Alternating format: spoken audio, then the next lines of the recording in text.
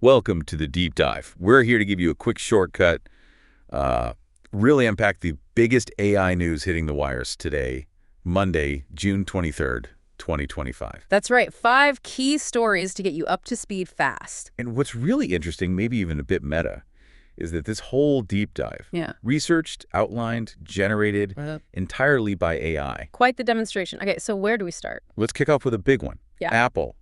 There are reports, preliminary talks anyway, that they might acquire Perplexity. Perplexity, the generative AI search startup. Wow. Yeah, and the valuation is reportedly around, what, $14 billion? That sounds massive. It is. I mean, that would easily be Apple's most expensive acquisition, ever. So it's more than just the money then, strategically. No, definitely. It signals a huge shift. Apple usually likes to build its own tech, right, in-house. Right, that's their MO. Exactly. So buying Perplexity, that's them saying, okay, maybe we need to acquire some serious AI muscle to catch up or even leap ahead.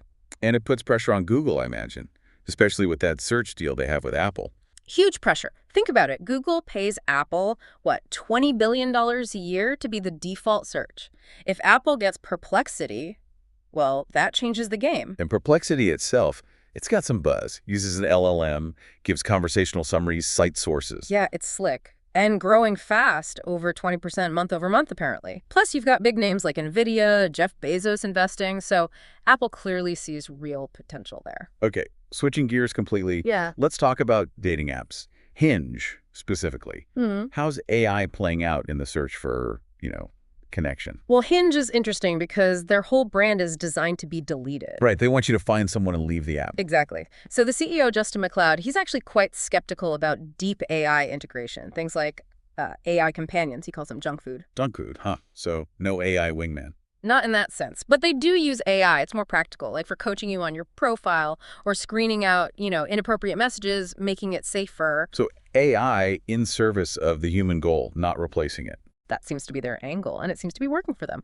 They shifted focus to measuring actual successful real-life dates. Yeah. Grew 40% last year. So yeah, that human-centric tech approach seems to resonate. Okay, from human connection to maybe human cognition. Yeah. There's this MIT study out, and it sounds a little worrying regarding AI and our thinking skills. Yeah, it's definitely food for thought. They had people write SAT-style essays. Some used ChatGPT, some didn't. And the results. The ones using ChatGPT, they showed the least brain activity in the parts associated with, focus and decision-making, executive control, attention, those areas. So the AI was doing the heavy lifting, cognitively speaking. It seems that way. And interestingly, their essay quality actually declined over time, became kind of formulaic, soulless, as the study put it. Ouch.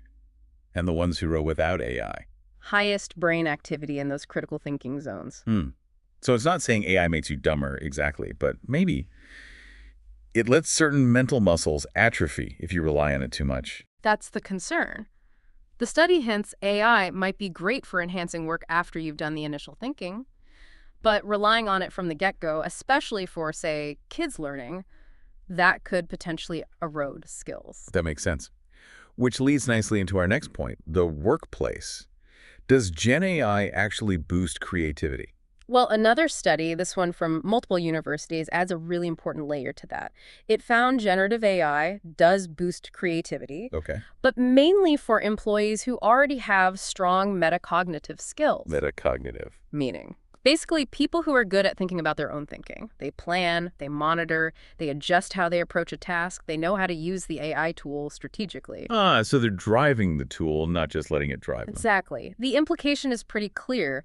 Just throwing AI tools at employees isn't enough. Companies need to help people develop those metacognitive skills to really get the creative benefits. Teach them how to fish with AI, not just give them an AI fish. Something like that, yeah. Okay, finally, let's tackle the big fear. AI and worker well-being. Job losses.